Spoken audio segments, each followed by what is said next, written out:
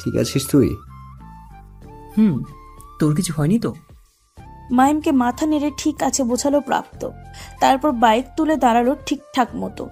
আশেপাশে কথাগুলো পাত্তা না দিয়ে সবে বাইক চড়ে বসতে যাবে, প্রাপ্ত দেখলো ওদের ধাক্কা মেরে যে বাইকটা গিয়েছিল সেটা আবারও ওদের দিকেই আসছে। হাত ঝাড়তে ঝাড়তে সরু দৃষ্টিতে তাকিয়ে রইল ও বাইকারের দিকে। দুজন আছে, দুজনেই হেলমেট পরিহিত। কামিজ পরনের পিছনেরটা যে মেয়ে দেখেই বোঝা যাচ্ছে। সামনের জনকে নিয়ে কিছু আন্দাজ করার আগেই বাইকটা একদম ওর সামনে এসে থামলো। বাইক চালক বাইকে বসে বসে সুন্দর মতন বুকে হাত গুজে বলল, হোয়াটসঅ্যাপ মিস্টার গ্যাংস্টার, রং রুটে কি মনে করে? গলার স্বর শুনেই প্রাপ্তর চেনা চেনা লাগছিল। আর এই গ্যাংটার সম্বোধনে আরো নিশ্চিত হয়ে গেল ও। এই বাইকার ইচ্ছে। পিছনে গিটারে ব্যাগ নিয়ে বসে থাকা মেয়েটা ভয়ে ভয়ে হেলমেট খুলল নিজের। সে রাকা। ওকে দেখে মাহিমও বুঝে গেল বাইকের চালক আর কেউ নেই, স্বয়ং ইচ্ছে। সবার সামনে যে ও হেলমেট খুলবে না সেটা বুঝলো প্রাপ্ত। হাত মুঠো করে দাঁড়িয়ে রইল চুপ করে। ঠিক কি ঘটেছে ওর সাথে? এই মেয়েটার থেকে সরে যেতে গিয়েও আরো জড়িয়ে যাচ্ছে যেন ও। নিজের উপরে রাগ হচ্ছে প্রচন্ড ওর। শক্ত হয়ে দাঁড়িয়ে রইল শুধু। ওর মুঠো করা হাত দেখে হাসি পেলেও হাসলো না ইচ্ছে। গুন্ডামা আটকানোর এই ভঙ্গিমাটার সাথে পরিচিত হয়ে গেছে ও। রাকাকে বাসা থেকে পিক করতে গিয়েছিল। ফেরার পথে রং রুটে ঢুকে পড়া বাইকটাকে ট্রাক পেশা হওয়ার হাত থেকে বাঁচাতে বাধ্য হয়েছে নিজের বাইককে ধাক্কা লাগাতে। ঘটনার পর বুঝলো ওটা প্রাপ্তর বাইক ছিল। মুচকি হেসে ইচ্ছে আবারও বলল, বললে না রং রুটে কেন এসছিলে? মরতে নয় তো? দেন মরতে। দেখ ইস্ট। কাপা কাপা গলায় কিছু বলতে যাচ্ছিল রাকা। ইচ্ছে ওকে বলার সুযোগ দিল না। প্রাপ্তকে উদ্দেশ্য করে আফসোসের স্বরে বলল, শিট, যদি তুমি সত্যিই মরতে এসে থাকো, আমি তো তোমাকে মরতে দিলাম না। ইস, কত বড় ভুল করে ফেললাম। অবশ্য ভুল করলে আমি সরি বলতে জানি। কেউ সরি অ্যাকসেপ্ট না করলে সেটাকেও অ্যাকসেপ্ট করতে পারি। Not like you, you know. প্রাপ্তর চেহারায় রাগ ফুটে উঠল আরো। হেলমেটের আড়ালে ইচ্ছে ঠোঁট টিপে হাসলো। তারপর প্রাপ্তর দিকে আরেকটু মুখ এগিয়ে বলল, আর যদি মরতে না এসে থাকো, দেন তোমাকে আজ আমি বাঁচিয়ে দিয়ে গেলাম মিস্টার গ্যাংস্টার। তবে এর জন্য কিন্তু তোমার কাছ থেকে একদমই থ্যাঙ্কস অ্যাকসেপ্ট করছি না, ট্রাস্ট মি। ওর কথা শুনে রীতিমতো ভয়ে আছে রাকা মাহিম। ইচ্ছে যেন ইচ্ছে করে উস্কাচ্ছে প্রাপ্তকে। আর সেটার পরিণতি খুব একটা ভালো হবে না বলে দুজনেরই ভয়। কথাটা বলে ইচ্ছে আগের মতোই ঠোঁট টিপে হাসতে হাসতে প্রাপ্তর প্রতিক্রিয়া দেখার অপেক্ষায় রইল। ভেবেছিল হয়তো পাবলিক প্লেসে ওকে বলবে কিছু একটা। ওকে অবাক করে দিয়ে আর চমকাই ঠাস করে পাশের একটা ছেলের গালে চল লাগিয়ে দিল প্রাপ্ত। ইচ্ছে, রাকা, মাহিম তিনজনেই উপস্থিত। বাকিরা সবাই চমকে উঠেছে। মাহিম ওর গালে আলতোভাবে হাত বুলিয়ে বিড়বিড়িয়ে বলল, আলহামদুলিল্লাহ, আমার গালটা বেঁচে গেছে। সবাই কিং কর্তব্যবিমুখ। ছেলেটা ছুট লাগাতে চাইছিল। প্রাপ্ত ওর কলার ধরে ফেলেছে। ইচ্ছের দিকে তাকিয়ে দাঁতে দাঁত চেপে বলল, ফিরের সুযোগ নেওয়া উচিত হবে। ইচ্ছে কি বলবে কিছুই বুঝে উঠল না। ফিরের ঠিক কেমন সুযোগ নেওয়ার কথা বোঝালো এই লোকটা। প্রাপ্ত ছেলেটার দিকে ফিরল এবার। শান্তভাবে বলল, যেই দেখলি লোকজন জড়ো হয়েছে, ভিড়ের সুযোগ নিয়ে নিজের পকেট ভারী করতে লেগে বললি, তাই না? তো এখানকার কার মানিব্যাগটা মেরে দিলি শুনি? কত আছে ওটাতে? সবাই বিস্ময়ে তাকিয়ে রইল প্রাপ্তর দিকে। তারপর নিজের পকেটে চেক করতে লাগলো। ছেলেটা নিজেও অবাক। একজন বলল তার মানিব্যাগ নেই। প্রাপ্ত ইশারা করে মানিব্যাগ বের করতে বলতে তৎক্ষণাৎ নিজের পকেট থেকে একটা মানিব্যাগ বের করে সামনে ধরল ও। প্রাপ্ত সামনে হাত জোর করে বলল, প্রাপ্ত লোকগুলোর হাতে ছেড়ে দিল ছেলেটাকে। সবাই ওকে নিয়ে ব্যস্ত হয়ে পড়ল। ইচ্ছে শুধু দেখলো সবটা। প্রাপ্ত এগিয়ে এসে হুট করে ইচ্ছের গলায় পেঁচানো স্কার্ফ ধরলো। বিস্ফোরিত চোখে ওর দিকে তাকালো ইচ্ছে। প্রাপ্ত বেপরোয়াভাবে ওর স্কার্ফের একাংশ এক টানে ছিঁড়ে ফেললো। আঁতকে উঠলো রাকা, মাহিম। প্রাপ্ত আগের মতোই গা ছাড়া ভাবে স্কার্ফের টুকরোটা নিজের কনুইয়ের কাটা জায়গায় পেঁচালো। তারপর ইচ্ছের দিকে চোখ তুলে তাকিয়ে শান্তশিষ্টভাবে বলল, থ্যাঙ্কস। ইচ্ছে যেন থমকে আছে। নির্বিকার চিত্তে নিজের বাইকে চড়ে বসলো প্রাপ্ত। মাহিম ওর প্যান্টের হাঁটুর দিকে ছিঁড়ে যাওয়া অংশটার দিকে কাদো কাদো ভাবে তাকালো এক পলক, আর এক পলক তাকালো রাকার অন্যটার দিকে। আই উইস প্রাপ্তর মতন করে থ্যাঙ্কস বলতে পারতাম। মনে মনে আফসোসের পর্ব শেষ করে চড়ে বসলো ব্যাক সিটে। প্রাপ্ত বাইক স্টার্ট দিয়ে চলে গেল। ওরা চোখের আড়াল হতে গলায় ছেঁড়া স্কার্ফটা আস্তে ধীরে হাতে তুলে ধরলো ইচ্ছে। নিঃশব্দে হেসে দিল হঠাৎই। ঠোঁটের মুচকি হাসিটা রেখে বাইকের আয়নায় রাস্তার দিকে দৃষ্টি স্থির করে বলল, he is something else. Strange একটা লোক। অদ্ভুত না ইচ্ছা? যখন সে তোর ঠোঁটে হাসির কারণ, হি স্পেশাল ইচ্ছা, ভেরি স্পেশাল। রাখার কথায় কিঞ্চিত চমকে উঠল ইচ্ছে। হেলমেটের আড়ালে হাসিটা কি করে দেখলো ও কে জানে, কিন্তু ওর কথাটা সত্যি কি অযৌক্তিক? প্রাপ্ত কি সত্যি ওর হাসির কারণ নয়? নিজেকে প্রশ্ন করে থমকে গেল ইচ্ছে। এই প্রশ্নের উত্তর ওর অনুকূলে নয়, তাকে বরং উপেক্ষা করাই শ্রেয়। প্রান্ত মাহিম কোথায় গেছে রে সাফওয়ান? আর তুই হঠাৎ এ বাসায় কেন?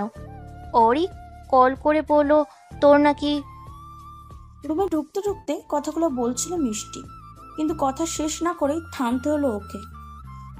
সাফওয়ান উদমকায়ে আয়নার সামনে দাঁড়িয়ে শার্ট খুলে কাঁধের দিকের ক্ষতটা অয়েনমেন্ট লাগাচ্ছিল ও। মিষ্টির আওয়াজ শুনে ধর পড়ে উঠল সাফওয়ান। তড়িঘড়ি করে গায়ে জড়ালো শার্টটা। ওর হাত থেকে অয়েনমেন্টটাও নিচে পড়ে গেছে। কপাল কুঁচকে তাকিয়ে রইল মিষ্টি। সাফওয়ান শার্ট আঁকড়ে ধরে বলল, একবার নক করে আসবি না? কুচকানো কপাল আরো কুচকে ফেলল মিষ্টি। সাফওয়ান বিপাকে পড়ে গেছে। রুমটা তো মিষ্টিরই, ও ভেবেছিল এই সময় আসবে না ও, তাই ফার্স্ট এড বক্স নিতে মিষ্টির রুমেই ঢুকে পড়েছে ও। সাফওয়ান বেশ বুঝতে পারলো ওকে ওই অবস্থায় দেখে মিষ্টি বিন্দু মাত্র লজ্জা পায়নি, বলে লজ্জা যেন ওরই পুরুষ ভূষণ হয়ে উঠেছে। আমতা আমতা করে বলল, কি কি কিছু বলবি? মিষ্টি নিঃশব্দে ঘরে ঢুকলো। সাফওয়ানের পিছনে দাঁড়িয়ে ওর কাঁধের দিকে তাকিয়ে বলল, কি হয়েছে এখানে? ও কিছু না, তুই বল কি বলছিস। আমি নিজে থেকে অয়েনমেন্টটা তুলে মিষ্টি নিজেই সাফওয়ানের কাঁধে হাত লাগালো। সাফওয়ান সরে যাচ্ছিল, মিষ্টি ওর হাতের কবজি আঁকড়ে ধরে বলল, এক চুলও নড়বি না। কিভাবে লাগলো? মিষ্টি ওষুধ ছোয়ালো ওর ক্ষততে। সাফওয়ান আর বাধা দিল না, ব্যথায় চোখ মুখ খিচে বন্ধ করে নিয়ে বলল, রাস্তায় দুই গ্রুপে মারামারি হয়েছিল, সামলাতে গিয়ে কেটে গিয়েছে কিছু একটা। আর কিছু বলল না মিষ্টি। সামনে এসে সাফওয়ানের হাতে অয়েনমেন্ট ধরিয়ে দিয়ে বলল, সাবধানে কাজ করবি তো। বিনামূল্য নার্সিং সেবা পেয়ে আর সাধারণ কাজ করতে ইচ্ছে করছে না রে মিষ্টি। সাফওয়ানের কথায় ঠাট্টার আভাস। মিষ্টি হাসলো না। সাফওয়ান হাসি থামিয়ে শার্ট পরতে পরতে বলল, আজ এত আগে আগে চলে এলি কি জন্য? পিয়ালি কল করেছিল আমাকে। সারাদিন আঙ্কেল নাকি খই নামে একটা মেয়েকে গ্রাম থেকে নিয়ে এসেছে। গিয়েছিলাম ওখানে। মেয়েটা তো। তুই গিয়েছিলি? তো মেয়েটাকে এখনো মিষ্টি ঘরে আনিসনি কেন? মিষ্টি আবারও কপালে ভাঁজ ফেলে তাকালো সাফওয়ানের দিকে, বলল, তুই জানিস খইয়ের বিষয়ে? তোর কি মনে হয় পুলিশের ইনভলভ না করে সারাদিন আঙ্কেল এই মেয়েটার ড্রাইভারকে নিবে? আইনে ঝামেলা নিতে যথেষ্ট জ্ঞান আছে তার।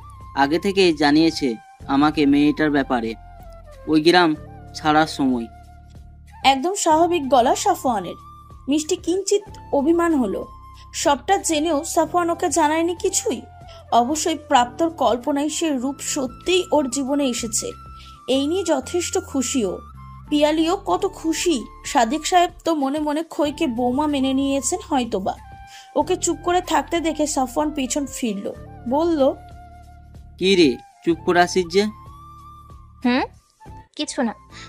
দেখ না, অতঃপর আমাদের প্রান্তর কল্পনায় থাকা সেই শ্যামাকন্যা সত্যি সত্যি ওর জীবনে এন্ট্রি নিল। বল, ভালোই হলো। এবার আর অস্বীকারের সুযোগ নেই। ঠিকই এই খইয়ের সাথে প্রেম অঙ্গনে বাধা পড়তে চলেছে সাদমান ইনাম প্রান্ত। আফটার অল ও যেমনটা চেয়েছিল তেমন কাউকেই পেয়ে গেছে বলে কথা। আর যদি সে প্রেম নোংর আমার চাওয়ার বিপরীত স্রোতে আটকে যায়, সে দায় কার মিষ্টি? সেই বিপরীত স্রোতস্বিনীর, নাকি নিজেকে কন্ট্রোল করতে না পারা এই আমিটার? কার? প্রাপ্তর গলা শুনে থমকে উঠে পিছনে ফিরল মিষ্টি। দরজায় দাঁড়িয়ে প্রাপ্ত, ওর ঠিক পেছনে ঝুঁকে হাঁটু ধরে দাঁড়িয়ে আছে মাহিম। প্রাপ্তর কথা শুনে অবুঝভাবে ওর দিকে তাকিয়ে রইল সবগুলো। মাহিম একটু পরে ব্যথায় কুকরানো কণ্ঠে বলল, ওই সিস্টার, নিজের সিস্টার রূপ নয় তো মাদার তেরেসা ফর্মে আয়। আমার পা দেখ আগে, বাঁচা আমাকে ভাই, দেখ কতখানি ছড়ে গেছে। মিষ্টি এগোলো, খানিকটা ঝুঁকে মাহিমের হাঁটু পরক করে নিয়ে বলল, এখানে ঔষধ লাগালে ঔষধকে অপমান করা হবে। কিছুই হয়নি, বাসায় গিয়ে ডেটল দিয়ে ধুয়ে নিস। আমার বাসার ফার্স্ট এড বক্স পুরো মিষ্টি ঘরের বাচ্চা কাচ্চার কাজে লাগে ওয়েস্ট করবো না। মাহিম হতবিহ্বলের মতন তাকিয়ে রইল ওর দিকে। মিষ্টি ওর সে চাহনিকে পাত্তা না দিয়ে প্রাপ্তর দিকে ফিরে বলল, হ্যাঁ, কিছু বলছিলি তুই, আবার বল তো। কিছু না। সাফওয়ান এগিয়ে এসে বলল, ফয়ের সাথে কথা বললি? সেভাবে না। তো কথা বল প্রাপ্তি, মেয়েটা আর কতদিন ওইভাবে ঘরের কোণে আটকা রাখা থাকবে নিজেকে? আর কতদিন ওইভাবে গুমড়ে গুমড়ে মরবে?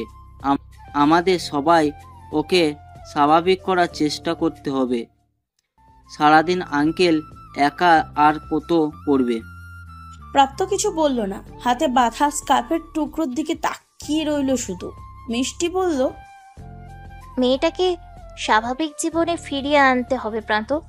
ওকে দেখলে মনে হয় যেন বেঁচে থাকতেই মরে যাচ্ছে প্রতিনিয়ত। তোর হাতে কি হয়েছে আবার? প্রাপ্তর দোটানা আরো গাঢ়তর হলো, অস্থিরতা বাড়লো আবারও। বেরিয়ে আসলো ও মিষ্টির বাসা থেকে, সোজা নিজের বাসায় ঢুকে খোয়ের রুমের দিকে তাকালো। দরজা লকড না, পিয়ালির রুমে এখনো লাইট অন। পড়ছে হয়তো। প্রাপ্ত হয়ে গেল খোয়ের ঘরের দিকে, দরজা দুবার টোকা দিয়ে বলল, খই? সাড়া এলো না। প্রাপ্ত দরজা ঠেলে ভিতরে ঢুকলো। খই দেয়ালে মাথা ঠেকিয়ে মেঝেতে বসে, এবার মুখটা দেখা যাচ্ছে ওর। কাঁদতে কাঁদতে ফ্যাকাশে হয়ে গেছে একদম। প্রাপ্ত আর হয়ে গেল, মিহিসরে বলল, আর কত কাঁদবে? তুমি এভাবে কাঁদলে তোমার মা ফিরবে না। কই, নিজেকে আর কষ্ট দিও না প্লিজ। আমি, পিয়ালি, বাবা, মিষ্টি ঘরের সবাই আছি তো তোমার পাশে। জীবন তো এভাবে চলে না, বলো। তুমি যদি চাও আমি বাবাকে কালকেই বলবো তোমার পড়াশোনা নিয়ে কিছু ভাবতে।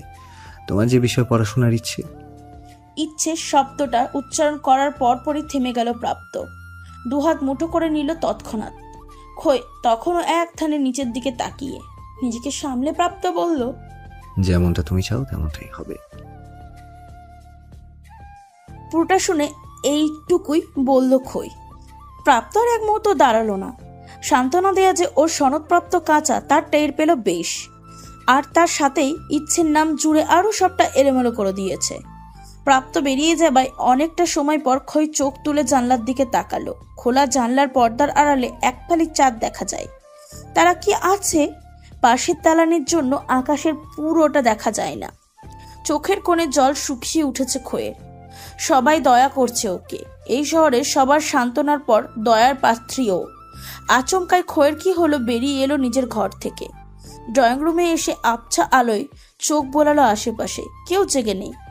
গুটি গুটি পায়ে এগোলো দরজার দিকে। দম বন্ধ লাগছে ওর এই বাসায়, এক ঘরে। ভাদুল গায়ে বটতলা সুকুমারার পাড় ছেড়ে এই ইট পাথরের দালানের মাঝে শ্বাস নিতে কষ্ট হচ্ছে ওর। দরজায় কাবা কাবা হাত লাগালো খই। কয়েকবার চেষ্টার পরও খুলতে পারলো না ওটা। চোখ গেল উপরে উঠে যাওয়া সিঁড়িটার দিকে। একটা বড় সড়ো দম নিল খই। আজও বেরোবেই, যে করেই হোক। সিঁড়ি বেয়ে উপরে উঠে এসে নিজেকে ছাদে আবিষ্কার করলো খই। দ্বিতল ভবনের ছাদ থেকে রাতের শহর, উপরে আকাশে জ্বলতে থাকা তারা, নিচে জ্বলতে থাকা হাজার রঙা বাতিগুলো দেখে বিস্ময় জাগলো না ওর চোখে, বরং অচেনা জায়গার অনুভব। কান্নাগুলো দলা পাকিয়ে আসতে লাগলো গলায়। চোখ এদিক ওদিক সরিয়ে খানিকটা দূরেই জলধারা দেখতে পেল খই। চাঁদের আলোর প্রতিফলনে ঝিলমিল করছে সেই জলধারার পানি।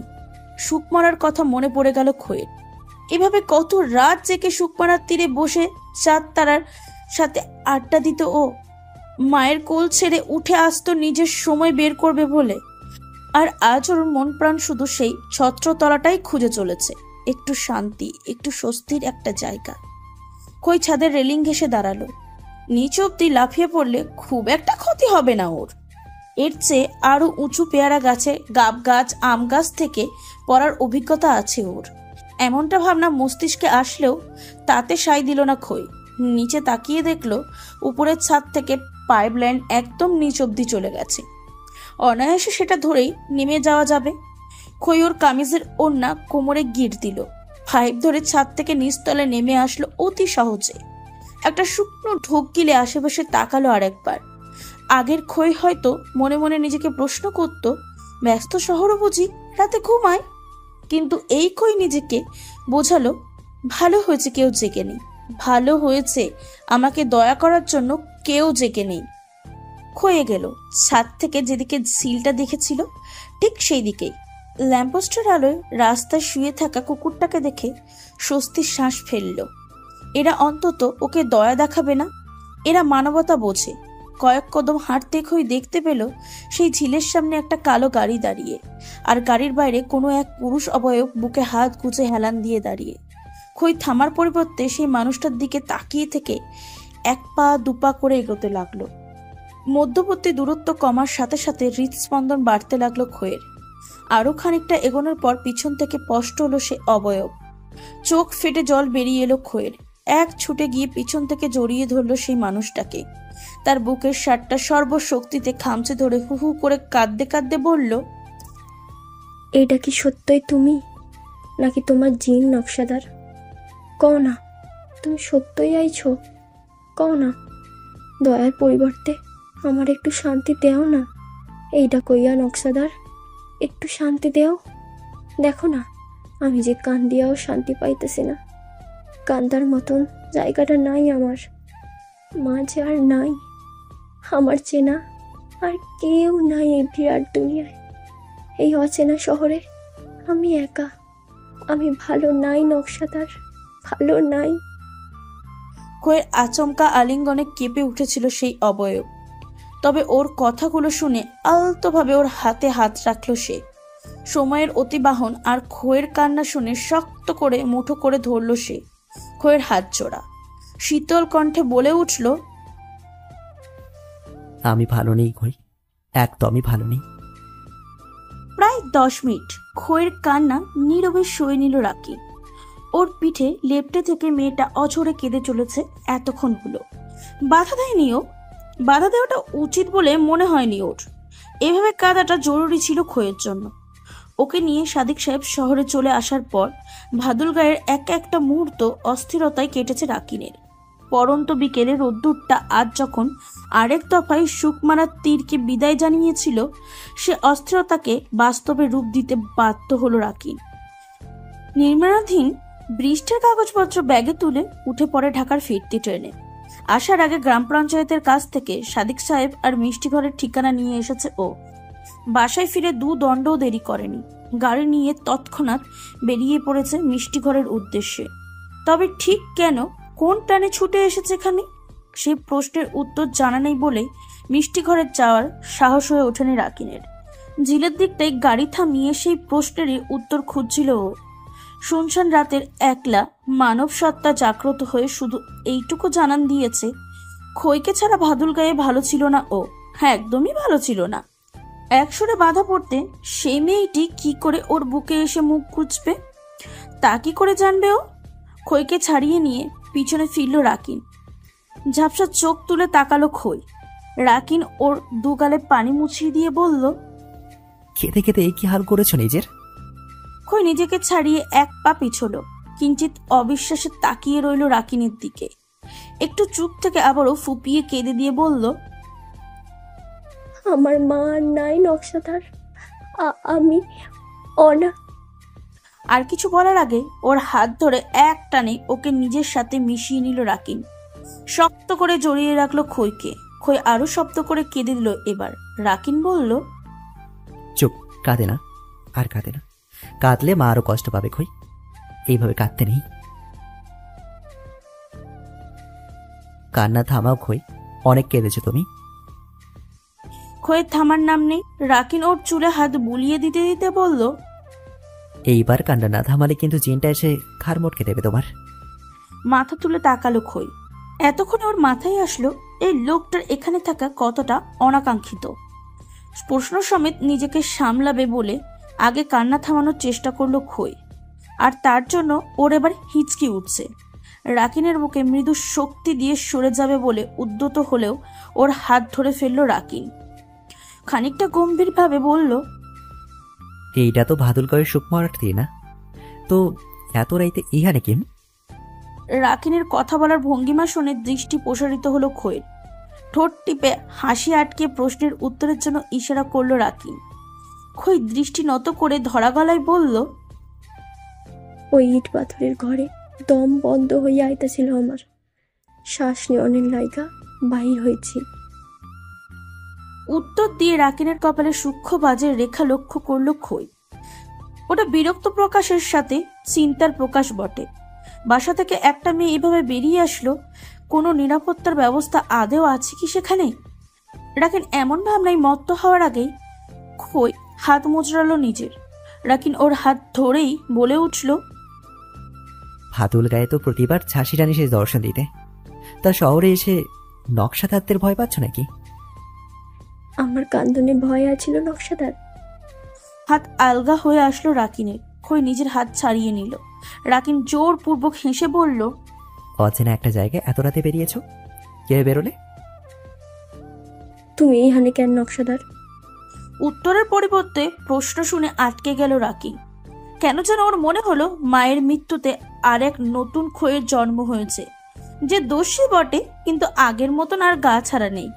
কথাতে কারণ খুঁজতে শিখে গেছে সে, যেটা ওর জন্য ভালো। রাকিন মৃদু হাসল, এক পা এগিয়ে বলল, আমি এই শহরেরই কেউ খই। খই চোখ নামিয়ে নিল। রাকিন বলল, আশ্রমে কেউ দেখেনি তোমায় বেরোতে?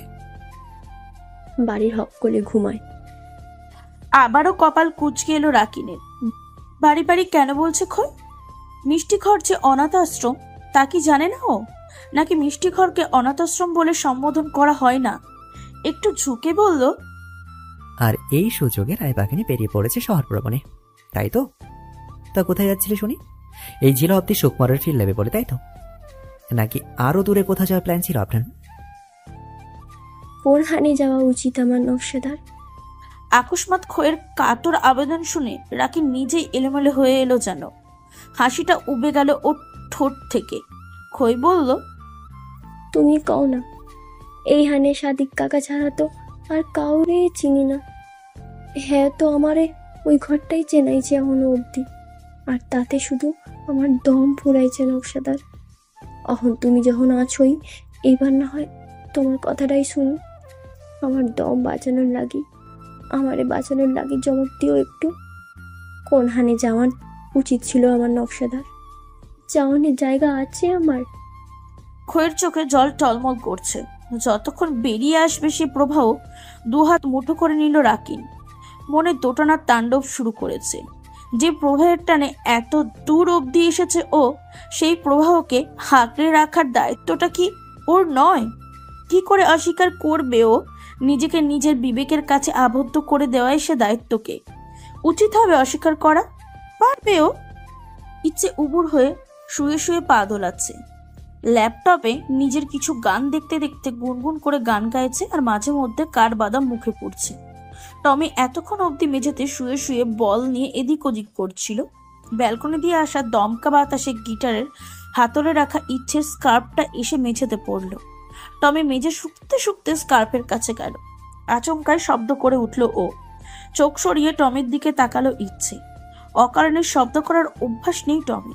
ইচ্ছে একবার বলল, টমি সাইলেন্স। টমির ভায়োলেন্স বাড়লো, বই কমলো না। ইচ্ছে ল্যাপটপ ছেড়ে উঠে বসলো।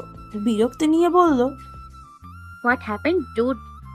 স্কার্ফ মেঝেতে পড়েছে, আমি নই। টমি তখনও থামেনি। মুখ দিয়ে উল্টে পাল্টে দিল স্কার্ফটা। স্কার্ফের ছেঁড়া অংশ দৃশ্যমান হলো ইচ্ছের কাছে। ইচ্ছের মনে পড়ে গেল এটা সেই স্কার্ফ যেটা আগের দিন ছিঁড়ে নিয়েছে প্রাপ্ত। মনে পড়তেই হাসি পাচ্ছিল ইচ্ছে। হাসিটা আটকে বাবু হয়ে বসে টমিকে বলল, টমি, ওটা বাইকে লেগে ছিঁড়ে গেছে। টমি থামলো, লেজ গুটিয়ে বেডের দিকে এগোচ্ছিল শান্তিতে বসবে বলে। ইচ্ছে ঠোঁট টিপে হেসে বলল, আরে না না না টমি, ওটা তো বাইকে লেগে ছিঁড়েনি, ওটা তো। টমি আবারও শব্দ করতে লাগলো। ইচ্ছে আগের মতোই হাসি সংবরণের চেষ্টা করে বলল, টমি, ওটা মেবি রাকাদের বাসার দরজার কোনায় বেঁধে ছিঁড়ে গেছিল। টমি আবারও নিশ্চুপ আগের মতো। এবারও ইচ্ছের কাছে যাবে বলে এগোচ্ছিল ও। ইচ্ছে ছটপট করে বলে দিল, স্কার্ফটা প্রান্ত ছিঁড়েছে। শব্দের সাথে নিজের তীব্র প্রতিষেধক স্প্রিয়াকে এবার প্রদর্শন করাতে লাগলো টমি। এক প্রকার ফুঁসে ওঠা যাকে বলে। ইচ্ছে আর পারল না নিজের হাসি ধরে রাখতে। শব্দ করে হাসতে লাগলো ও। ওর হাসিতে মুখরিত হয়ে উঠল পুরো বাসা। অনেকগুলো বছর পর আবারও এই বাসায় চার দেয়ালের প্রতিধ্বনি হয়ে বাজতে লাগলো ইয়েনাথ নিকনের বিলুপ্ত প্রায় সেই হাসির ঝংকার। টমি প্রথমেই স্কার্ফ শুকে বুঝে গিয়েছিল ওতে ইচ্ছের গায়ের সাথে প্রাপ্তরও স্পর্শ আছে, তাই শুরু থেকে অপছন্দের লোকটার উপস্থিতি অনুভব করে চেঁচাচ্ছিল ও। ইচ্ছে করে ইচ্ছে দুবার ভুলভাল বলেছে ওকে, তখন সেটাকে সত্য মেনে শান্ত হয়ে গেছিল টমি। শেষবারের ইচ্ছে যেই প্রাপ্ত নাম নিয়েছে, সত্যি সত্যি টমি সেই অপছন্দের প্রাপ্ত স্কার্ফটা ছিঁড়েছে প্রমাণ পেয়ে ওইভাবে শব্দ করতে শুরু করেছে ও। সবটা বুঝে হাসতে হাসতে বিছানায় গড়িয়ে পড়ল ইচ্ছে। অনেকক্ষণ পর হাসি থামিয়ে হাঁপাতে হাঁপাতে বলল, লোকটাকে তোর এত অপছন্দ কেন টমি? আমার স্কার্ফে তার স্পর্শ আছে, এইটুকু বুঝেই এত আক্রোশ তোর? Why dude? টমির শান্তশিষ্ট ভাবখানা যেন স্পষ্ট জবাব, অপছন্দের লোকই বটে। তোমার গিটার ভেঙেছে, ঝাল খাইয়েছে, দেয়াল টপকেছে, সরি বলেনি, থ্যাঙ্কস দেয়নি, এখন শুনি তোমার স্কার্ফও ছিঁড়েছে। তাকে অপছন্দ করব না তো তোমার মতন তার নামে আকাশ কাঁপিয়ে হাসবো? তুমি বা কেন উল্টো পথে চলছো? Why dude why? ইচ্ছে কি বুঝলো, কতটুকু বুঝলো, ওর ভঙ্গিমায় উঠে বসলো চুপচাপ। হাস্য উজ্জ্বল চেহারায় আবারও বিষণ্ণতার মেঘ জমালো যেন। তা দেখে ভাব পাল্টালো টমি। চাঁদ মুখে আমাবস্যা এনে দিল বুঝি ও নিজে। লেজ নিড়ে এগিয়ে গিয়ে ইচ্ছের গা ঘেঁষল ও। ইচ্ছে মৃদু হেসে কোলে তুলে নিল ওকে। গায়ে হাত বুলিয়ে চোখ স্থির করলো ব্যালকনির বাইরে আকাশের দিকে। চাঁদ লুকিয়েছে কালো মেঘের আড়ালে। ইচ্ছে একদিনে সেদিকে তাকিয়ে থেকে মিহিস্বরে বলল, আই উইশ তোর প্রশ্নগুলোর উত্তর থাকতো আমার কাছে। আই উইশ, কিন্তু এই উত্তরহীনতার এই কালো মেঘ ঘোচানোর আগে যে আরেকটা প্রশ্নের উত্তর জানা চাই আমার টমি। উত্তরগুলো কি সত্যি নেই আমার কাছে, নাকি আমিই মানতে নারাজ? কোনটা? তুমি মিষ্টি ঘরে ফিরে যাও খই। রাকিনের কথা শুনে কিছুক্ষণ নীরবে ওর দিকে তাকিয়ে রইল খই। রাকিনীর শান্ত চাহনি। খই চোখ সরিয়ে দু হাতে দু গাল মুছল নিজের। কি সব বলে রাকিনকে দুর্বল করে দিতে চাচ্ছিল ও। রাগ হলো ওর নিজের ওপর। নাক টেনে বলল, তো তুমিও বাড়ি ফিরে যাও নকশাদার, আসতাছি। এক মুহূর্ত দেরি না করে উল্টো পথে হাঁটা ধরল খই। যেখানে দায়ভার হয়ে থাকবে না বলে সাদিক সাহেবের বাসা থেকে ও বেরিয়ে এসেছিল, সেখানে রাকিনের কাছে নিজের বলা কথাতে ওকে দায় করে দিতে চাচ্ছিল ও। আজ নিজেই নিজেকে অপমান করছে ও। রাকিন পেছন থেকে ওর এক হাত ধরে বলল, খই আমি। খই ছাড়িয়ে নিল নিজের হাত, একটা জোরপূর্বক হাসি দিয়ে বলল, ফিরে যাও নকশাদার, আমি অনাথ আশ্রমে যাইতেছি। চিন্তা করুন লাগবো না তোমার, আমি ঠিক আছি। জানি না তখন কি হয়েছিল, পাগল হয়ে গেছিলাম হয়তো। তখন ঠিক আছি, তুমি যাও। রাকিন ওর সামনে এসে দাঁড়ালো খইয়ের দু হাত মুঠো করে নিয়ে। মাথা নিচু করে বলল, আমাকে ক্ষমা করে দিও খই। যাই না এতটুকু সময়ের ব্যবধানে ভাগুলগাঁও থেকে শুধুমাত্র তোমার কথা ভেবে ঢাকা চলে আসার এত সাহস কি করে আসলো আমার মাঝে। তবে এটা জানি, এই মুহূর্তে তোমাকে পরিচয় দেওয়ার সাহস আমার নেই, তাই। খই বিস্ময়ে তাকিয়ে রইল রাকিনের দিকে। রাকিনের চেহারায় তীব্র আত্মগ্লানি। খইয়ের নিজের ওপরও রাগ হলো। টের পেলে অনেক বেশি আবল তাবল বকেছে ও, যার জন্য ওই লোকটা এতটা দ্বন্দ্বে পড়ে গেছে। কিন্তু ও তো সেইভাবে বলতে চায়নি। আপনার ভেবে দুঃখটা উগরে দিতে গিয়ে বলে দিয়েছিল কথাগুলো। ও তো কারোর দায়বদ্ধতা হতে চায়নি। সেখানে ওর কথাতে রাকিন দায়বদ্ধতাই পড়ে যাচ্ছিল, যেখানে ওর চেয়ে শত সহস্র ভালো কিছুর দাবিদার এই মানুষটা। ও কি করে তার কাছে দাবি করতে পারে? মুচকি হেসে রাকিনের হাতে হাত রেখে বলল, খই নিজের পরিচয়ে বাঁচব নকশাদার। তুমি দেখো, আমার মাই যা চাইছিল তাই হইব। তুমি নিজের উপরে কোনো দায় নিও না। ভালো থাইকো। রাকিন চোখ তুলে তাকালো। সুন্দর একটা হাসি দিয়ে খই হাত ছাড়িয়ে নিল নিজের।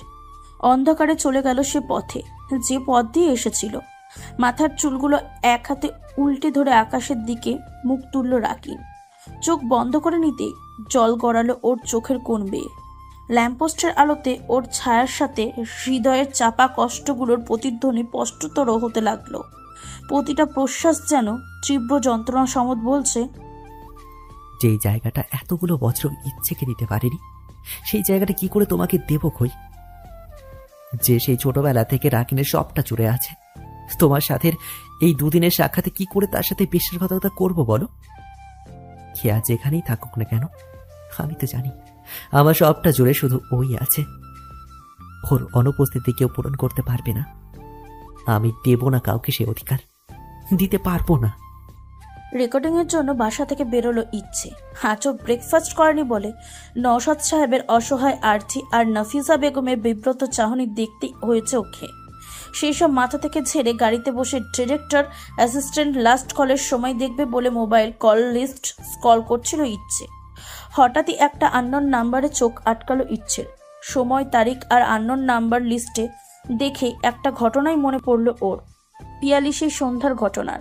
পুরো নাম্বারটা কয়েকবার চোখ বোলালো ইচ্ছে। কি ভেবে বাটন ফোনটা বের করলো ও। ঠিকঠাক মতো নাম্বারটা তুলে কল করতে যাচ্ছিল, কিন্তু তার আগেই হুকি দিয়ে একবার দেখে নিল পাশের টমিকে। চোখ বুজে শুয়ে আছে টমি। মুচকি হেসে ইচ্ছে এক হাতে ওর গায়ে হাত বোলালো। নড়ে চড়ে আরো আরাম করে শুয়ে পড়লো টমি। ঠোঁট কামড়ে হেসে নম্বরটা ডায়াল করলো ইচ্ছে। কি হলো ওর? রিং হবার আগেই কেটে দিল কলটা।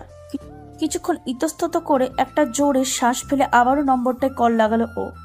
ফোনের আওয়াজে চোখ মিললে তাকালো প্রাপ্ত। হাত বাড়িয়ে ফোনটা কানে নিল। নম্বর না দেখে রিসিভ করলো কলটা। ঘুমো ঘুমো গলায় বলল, হ্যালো। প্রতি উত্তরে কুকুরের আওয়াজ শুনে তখন চোখের ঘুম গায়েব হয়ে গেল। ইচ্ছে চোখ মুখ খিচে বন্ধ করে নিল টমিকে আওয়াজ করতে শুনে। কল কেটে দিল তৎক্ষণাৎ। সরু চোখে তাকিয়ে রইল টমির দিকে। টমি লেজ নেড়ে আদর বোঝালো ওকে। ইচ্ছে কড়া গলায় বলল, শব্দ করলি কেন?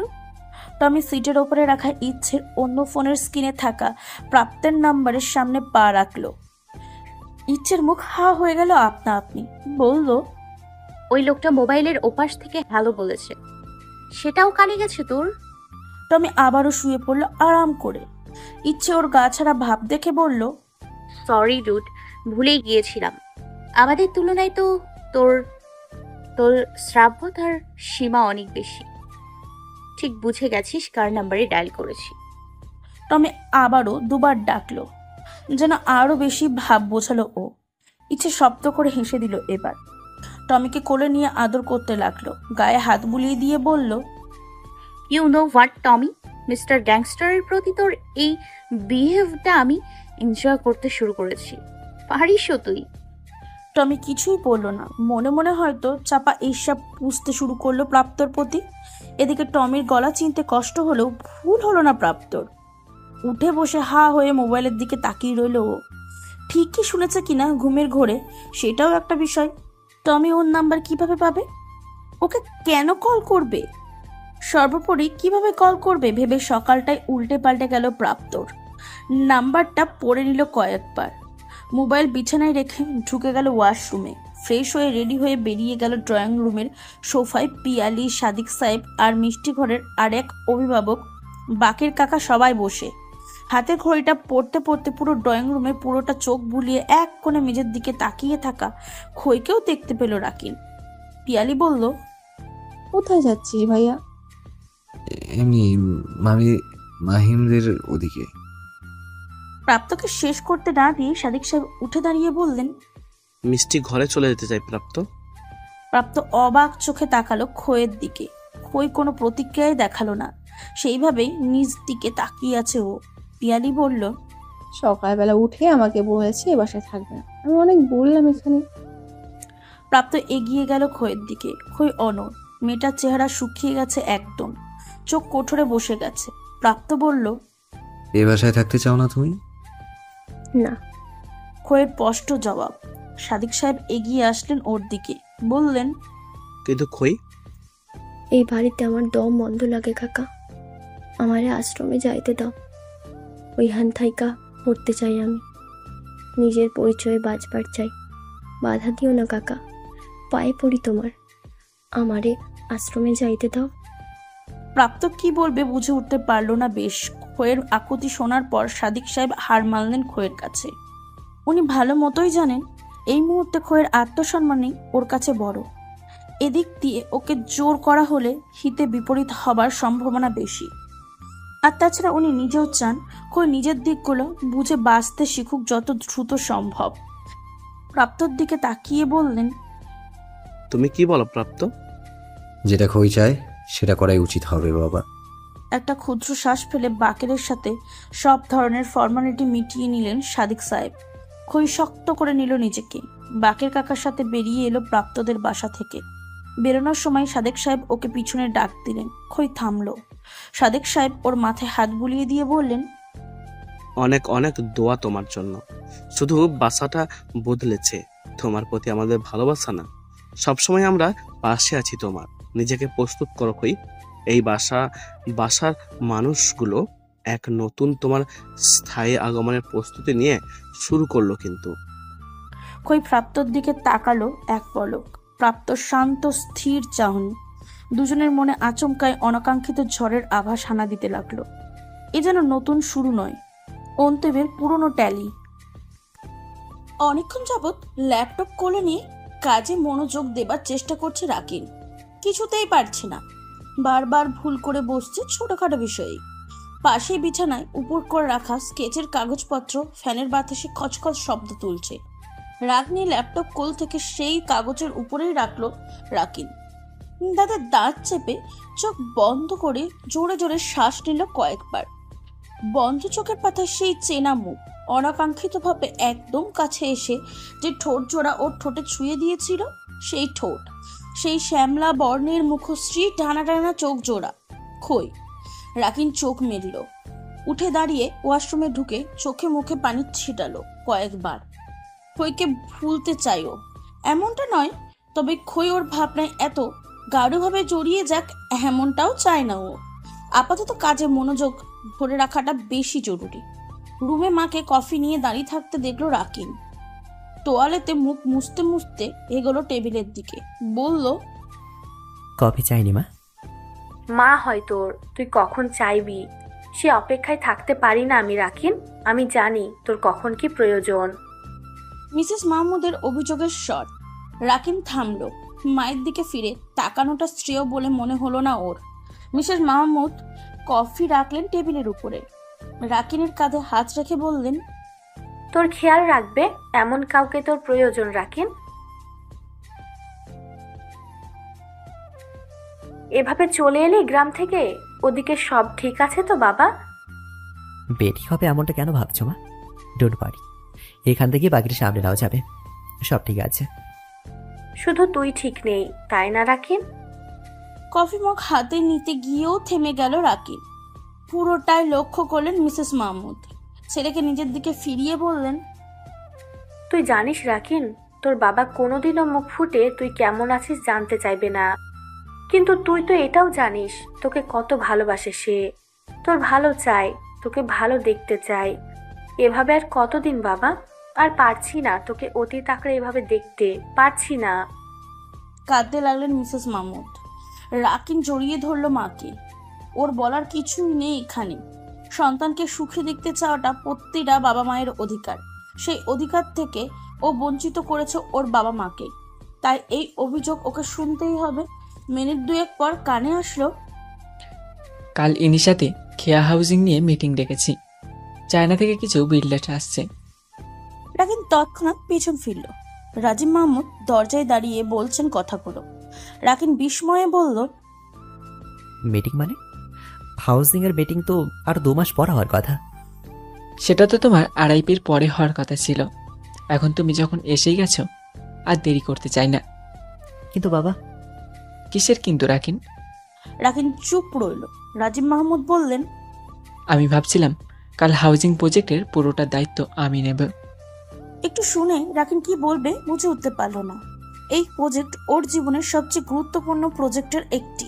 তা যদি রাজিম মাহমুদ নিজে লিড দিতে চান, তার মানে সেই প্রজেক্ট সুন্দরতম রূপ নেবে।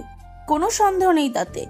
ও নিজে লিড করবে না, এই খারাপ লাগার চেয়েও ওর বাবা লিড করছে, এটা ওর কাছে সবচেয়ে খুশি। রাকিন কিছু বলার আগেই রাজিম মাহমুদ বললেন, কেয়া হাউজিংয়ে ইনিশা থাকছে, তবে ইনিশা বিল্ডার্সের তরফ থেকে তুমি এই প্রজেক্টের লিডে থাকছো না রাকিন। ইচ্ছাকে বলে দিও কালও যেন ইনিশায় পৌঁছে যায়। মিটিংয়ে ওকেও অ্যাটেন্ড করতে হবে।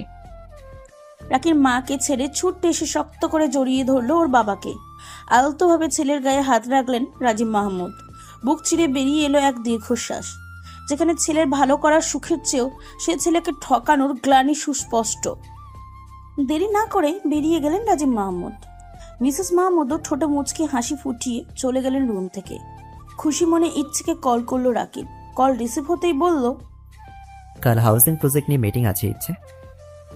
আচমকায় রাকিনের কল পেয়ে ইচ্ছে যতটা না অবাক হয়েছিল, হাউজিং এর কথা শুনে আরো অবাক হলো ও। বিস্ময় নিয়েই বলল, কি বলছিস কি তুই রাকিন? হ্যাঁ ঠিকই বলছি, বাবা নিজে কনফার্ম করেছে আমাকে জাস্ট এই মাত্র। সাজ ছেড়ে দাঁড়ানোর থেকে বিছানায় বসে গেল ইচ্ছে। রাকিনের গলা শুনেই বোঝা যাচ্ছে অনেকটা খুশিও। ইচ্ছে বলল, তোকে ছাড়াই মিটিং? হ্যাঁ, কাল একটু কাজ পড়ে গেছে আমার, but no need to worry. Guess what, বাবা নিজের লিড করবে প্রজেক্টটা। আর এক দফায় অবাক হচ্ছে। চোখ ভরে উঠল ওর। অবশেষে সেই কাঙ্ক্ষিত সময়, রাকিনের লালন করা খেয়ার স্বপ্ন, খেয়া হাউজিং। নিম্নবর্তীদের মাথার উপরে তাদের নিজস্ব ছাদ। ইচ্ছেকে চুপ থাকতে দেখে রাকিন বলল, কিরে চুপ করে গেলি যে? কিছু না, এটা বল তুই গ্রাম থেকে কবে আসছিস?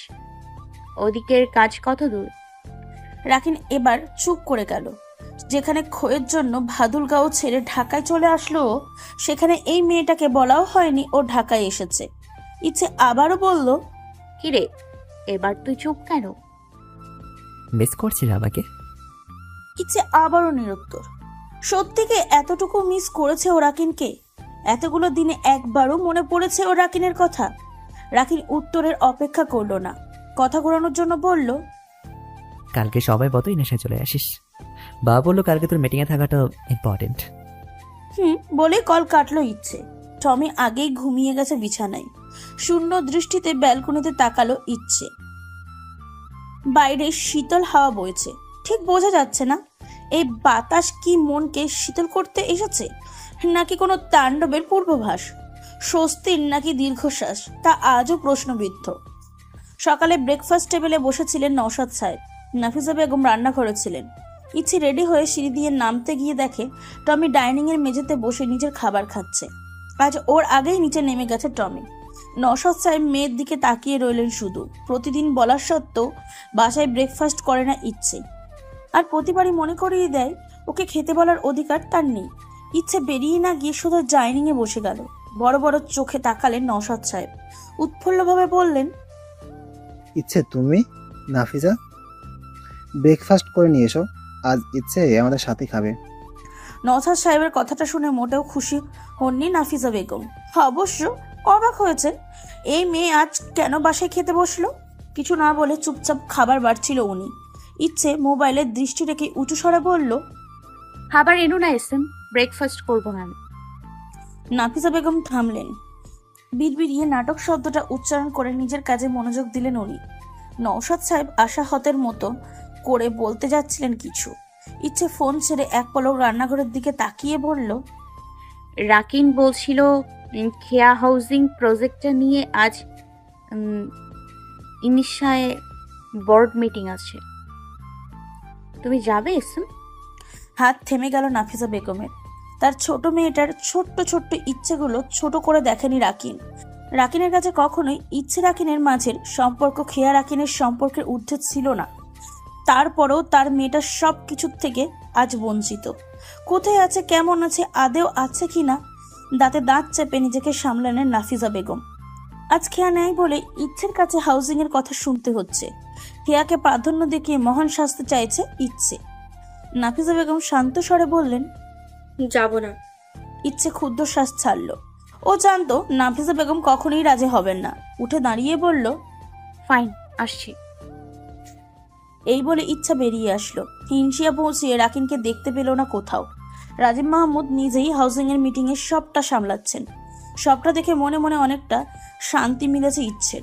মিটিং শেষে বেরিয়ে রাজীব মাহমুদের সাথে কথা বলতে গিয়েও অনেকটা দেরি হয়ে যায় ওর।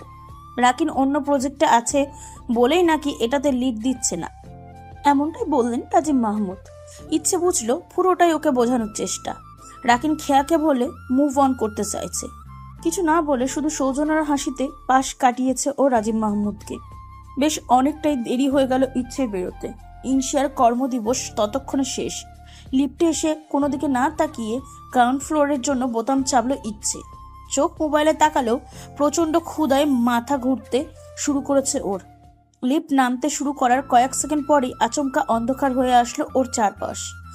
ইলেকট্রিসিটি চলে গেছে। ইচ্ছের অন্ধকারে ফোবিয়া আছে। এমনিতেই ক্ষুধা, তার উপর অন্ধকার, এরপর ভেন্টিলেশনের সমস্যা। দুবার চেঁচিয়ে দরজা হাত দিয়ে বাড়ি লাগালো ইচ্ছে।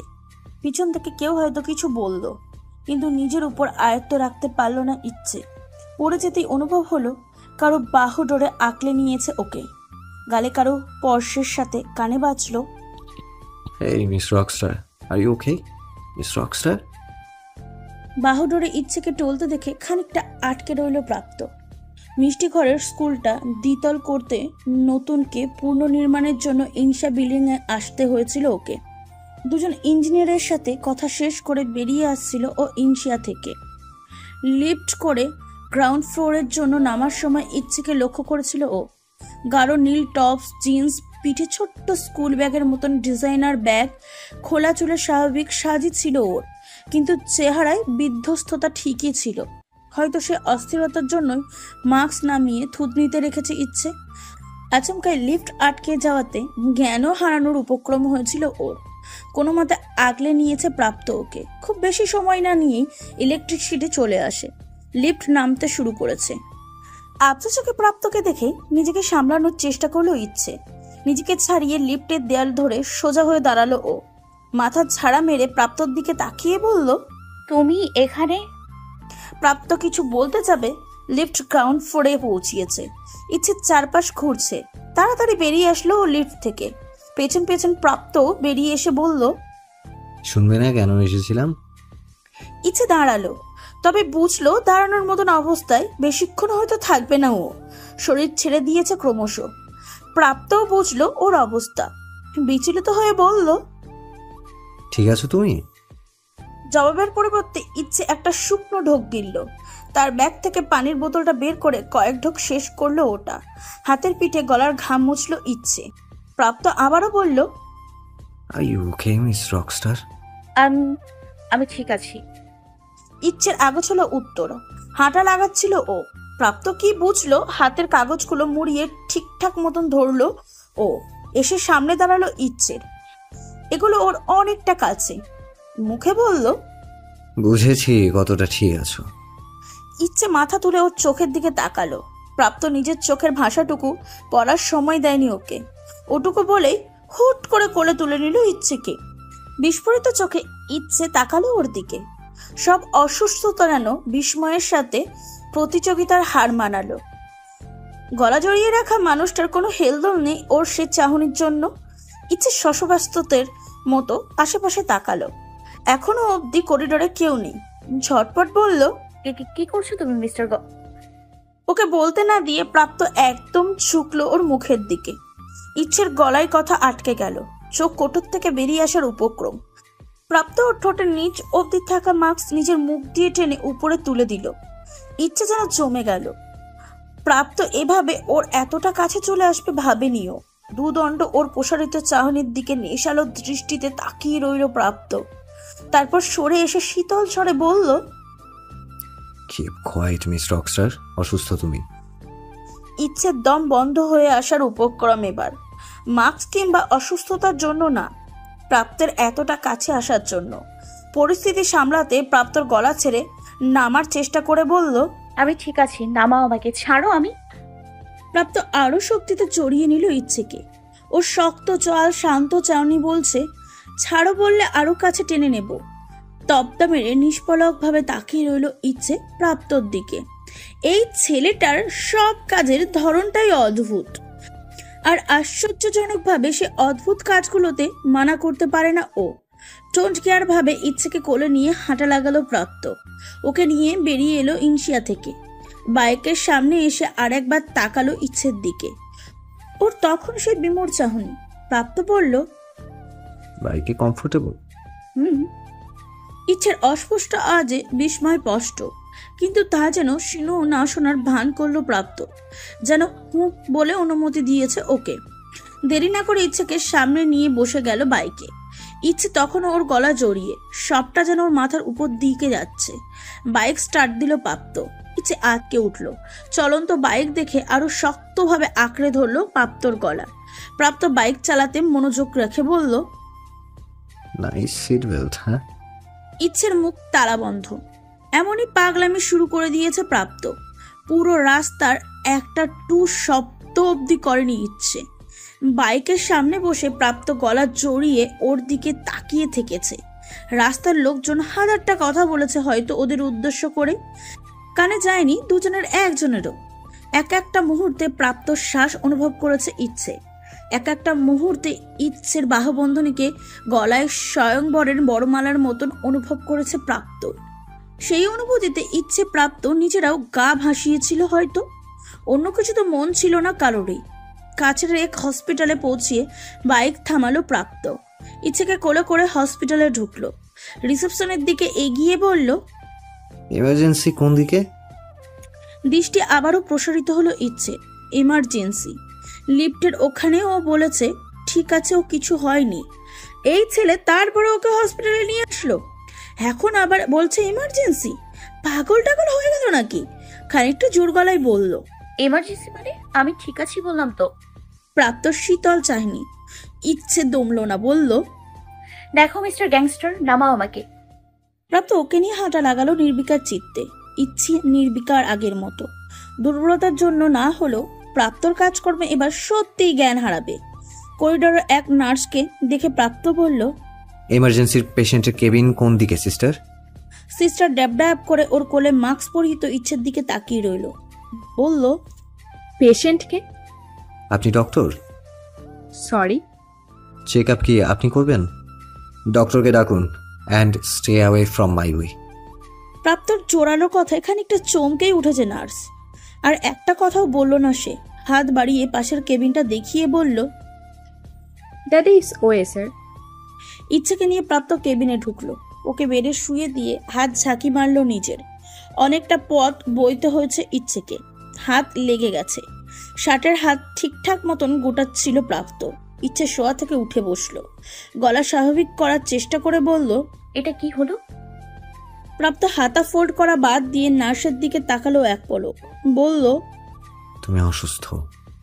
তোমাকে বলেছিলাম আমি ঠিক আছি। তারপরও জ্ঞান হারাতে যাচ্ছিলে।